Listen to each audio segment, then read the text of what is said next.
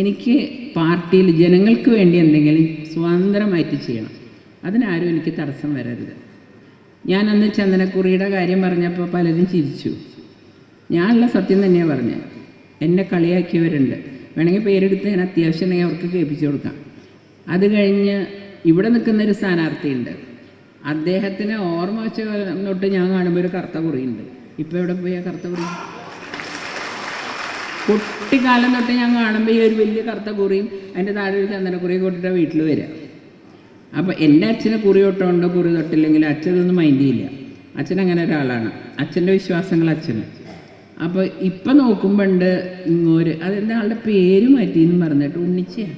ഞാൻ എൻ്റെ ജീവിതത്തിൽ കേട്ട് ഞാൻ എത്രയോ കാലം ആ മനുഷ്യനെ അറിയണതാണ്.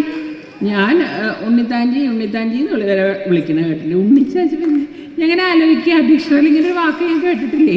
അപ്പോൾ അദ്ദേഹം ഈ പറഞ്ഞ മാതിരി കൊല്ലത്തുനിന്ന് വന്ന് അദ്ദേഹമൊക്കെ കണ്ടോളൂ. അദ്ദേഹമൊക്കെ ആയിരിക്കും ആദ്യം പോണ കൂട്ടത്തിൽ. ഞാൻ അതാ പറയും, എൻ്റെ ചേട്ടനെ ജയിച്ചാലും 2 കൊല്ലം തൃശ്ശൂരുണ്ടാവുള്ളൂ. അത് അവിടുത്തെ ആൾക്കാർക്ക് നല്ലോണം അറിയാം. അത് കഴിഞ്ഞാൽ അദ്ദേഹം വട്ടിയൂർക്കാവിൽ പോകും. അദ്ദേഹം ഇപ്പോഴും വടകര ഉണ്ടപ്പോഴും അദ്ദേഹത്തിൻ്റെ മനസ്സ് വട്ടിയൂർക്കാവിലാണ്.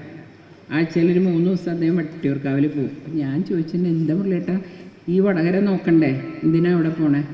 അപ്പോൾ ആൾക്ക് എനിക്ക് മനസ്സിലായി, ആളുടെ നോട്ടം അങ്ങോട്ടാ വട്ടിയൂർക്കാവ്. പക്ഷെ പഴയ വട്ടിയൂർക്കാവല്ല. കാരണം തിരുവനന്തപുരത്തുകാർക്കൊരു പ്രത്യേകതയുണ്ട്. അവർക്ക് അവരെ വിശ്വാസമില്ലാണ്ട് ഇടയ്ക്ക് ഈ അങ്ങോട്ടും ഇങ്ങോട്ടും കിടന്ന് ചാടിയത് എന്ത് കുരങ്ങിൻ്റെ സ്വഭാവമാണ്. ഇവിടുന്ന് അങ്ങോട്ട് ചാടുക, രാവിലെ നോക്കുമ്പോൾ അവിടെ നിന്ന് ഇങ്ങോട്ടേക്ക് പോകുന്നുണ്ടാവും, പിന്നെയും വീണ്ടും ഇങ്ങോട്ട് വരും. ഞാൻ പറഞ്ഞു അതൊരിക്കലും നല്ലതല്ല ചേട്ടാ, ഒരിക്കലും അതങ്ങനത്തെ ഒരു ശരിയാവില്ല എന്ന് ഞാൻ പറയും. എന്താ അദ്ദേഹത്തിന് അറിയില്ല? ഇതൊക്കെ കഴിഞ്ഞിട്ട് എന്നെ തോൽപ്പിക്കാനായിട്ട് നേമത്ത് വന്നതിന് വേറെ കാര്യമൊന്നുമില്ല, എന്നെ തോൽപ്പിക്കാൻ തന്നെയാണ്. അതൊക്കെ എനിക്ക് മനസ്സിലായി. ഞാൻ 5000-10000 വോട്ടിന് ജയിക്കേണ്ട ഞാനായിരുന്നു. എനിക്കതിൽ വിഷമമൊന്നുമില്ല. ഞാൻ പറഞ്ഞില്ല, എൻ്റെ ചേട്ടനല്ല, എല്ലാം ക്ഷമിക്കാൻ ഞാൻ തയ്യാറാണ്. അദ്ദേഹത്തിനോട് അച്ഛനോടുള്ള വീക്ക്നെസ്സാണ് എന്നെ ഇവിടെ കൊണ്ടെത്തിച്ചത്. അത് ഇനിയിപ്പോൾ ഞാൻ പറഞ്ഞില്ല, ഇനി എനിക്ക് രാഷ്ട്രീയം മാത്രമേ ഉള്ളൂ.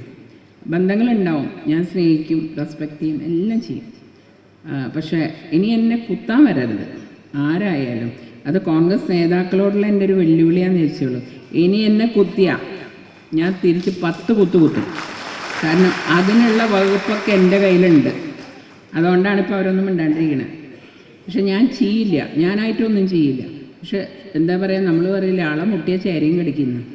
അതപ്പോഴത്തെ എൻ്റെ സ്ഥിതി. ഇങ്ങനെ കുത്തി അത് ചെയ്യുന്നത് ആരാ? എൻ്റെ പിതാവായിട്ടുള്ള ശ്രീ കെ കരുണാകരൻ്റെ ഔദാര്യം പറ്റിയവരാണ്. ബാക്കിയുള്ളൊരു ഭേദ